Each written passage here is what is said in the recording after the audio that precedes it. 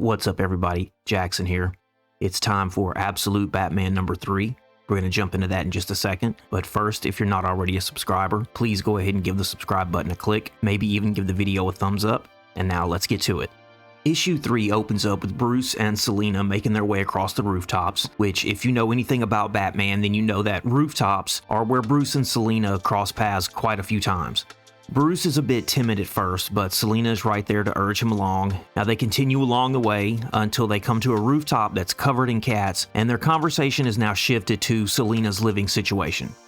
She's been through quite a few foster homes in the last year, but the one thing that has always remained a constant for her are the cats on this rooftop.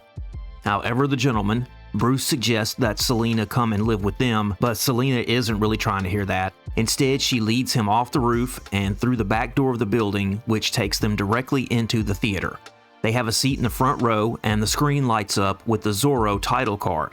Of course, Bruce immediately gets up to leave, but Selina grabs his hand to stop him, telling him that this is his chance to mean something. In that moment, Bruce doesn't really care, he just wants to leave, but before he can, the rest of the gang hops up from behind the seats to surprise him, and they all watch the movie together.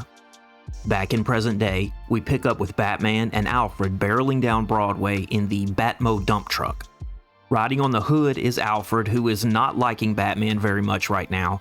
You see, Alfred has spent most of his life in the shadows.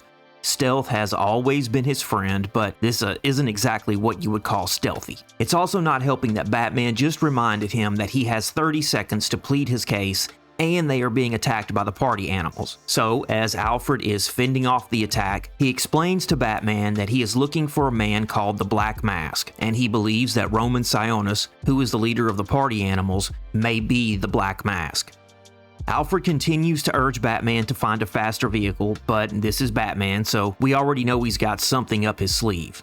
With the press of a button, the Bat dump truck begins to transform into an enormous version of what looks much more like a Batmobile we would recognize, and with that, Alfred is suddenly not quite so mad at Batman anymore. At this point, the attack from the Party Animals has picked up, so Alfred climbs into the gunner turret, clearing out the attackers as he continues to try to convince Batman that they can help each other. Alfred tries to play to the sensible side of Batman first, but when that doesn't work, he has to change his angle a bit. Knowing that the man behind the mask doesn't come from deep pockets like the Bruce Waynes we're used to, he suggests to Batman that he take the deal Black Mask offered him and use the money to fund his work as Batman. Alfred also promises that his people will use the intel they collect to eventually track Sionis down and take him out. All the commotion through the city finally attracts the cops, who have now joined the chase and end up cornering the Batmobile at the waterfront. With only one way to go, Batman tells Alfred to pull the lever in front of him. Of course, Alfred pulls it, thinking they're escaping the cops together, but he doesn't know Batman like we know Batman. Now, as Batman pulls forward into Gotham Harbor, the ejector seat sends Alfred into the air and back down into the water. The Batmobile then disappears below the surface, leaving Alfred to escape on his own. But as usual, Batman ended up right where he intended to be, near an underwater entrance to his new Batcave.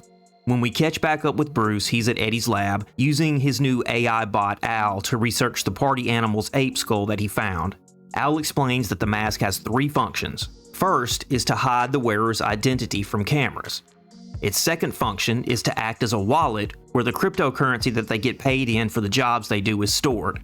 And its third function is to provide the wearer with objectives and targets that each have their own value attached to them, determining how much they get paid. It's a global network that has possibly thousands of members and is way too expansive to be brought down completely. A call from Harvey then comes in. He has information on the ARC-M Fund. It's mostly funded by JK Holdings, which is a company with a specialty in private prisons that are referred to as black sites, where a lot of human testing type stuff goes on. Now we go to a boat docked in Gotham Harbor, where Hamilton Hill is introducing Commissioner Harvey Bullock to Roman Sionis. Roman is in the middle of combat training with a well-known fighter named Bibbo Bibowski, but that doesn't stop him from casually carrying on a conversation. As Roman beats Bibbo senseless, breaking his arm and ankle before choking him out, he explains to Harvey that he is a professional pacifist. In this case, by pacifist, he means he helps people in trouble all around the world by pacifying the bad people taking advantage of them, and he wants to help Gotham. He offers to help Harvey acquire some vehicles that he's requested if he will agree. As Bruce does surveillance, we get another monologue from Alfred explaining that the Arcs are secret, unregulated prisons. Arc A was located in Santa Prisca, Arc B in Russia, Arc C in China, and Arc M is planned for Gotham. Done with the surveillance, we find Bruce in his mother's house. He wants her to lay low because of all the chaos in the city, but that's not something she's willing to do. In fact, Martha is stepping in as Jim's deputy mayor. Now, this obviously doesn't sit well with Bruce, but Martha's made up her mind, so that's that. Bruce isn't the only one having to worry about family, though. Alfred is secretly watching over his daughter, who doesn't really want him around either. With issue 3 sort of getting ready to wrap up, we now see a news clip of Hamilton Hill, who is running against Jim Gordon for mayor, announcing that he has the backing of Bullock and the GCPD, meaning that whatever happened on that boat got Hill exactly what he wanted.